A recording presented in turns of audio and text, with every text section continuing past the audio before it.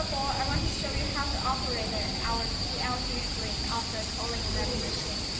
Let's see right here. After we turn on the switch, so we could see the screen like this, we could touch the English version and enter the system and touch shape operation screen. Okay, this is the first interface that we will see. Let's see the first value here. This is the Y diameters. Apparently, it means the diameters of your cable. If your cable's diameters is 5 millimeters, you could touch the blank space right here and put in 5 millimeters and then touch this enter. That's it. And let's see the second one. This is the line starting point.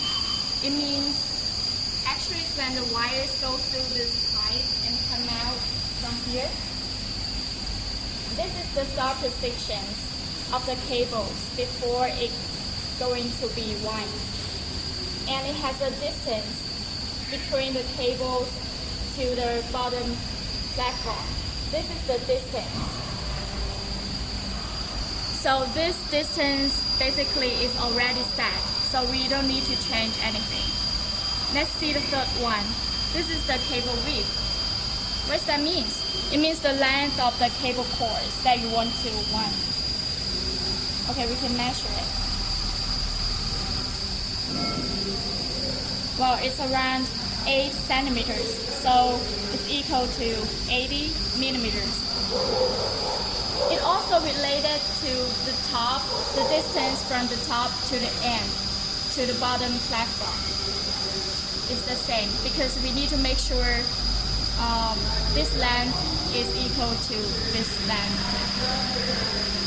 So we could enter 80 here. That's it. Okay, let's see the latest start time. So started millimeters. Actually, it doesn't need to change. Okay, let's see the last one. This is the set light length. We all know that each cord have a defined length of the cables, such as you want to core 300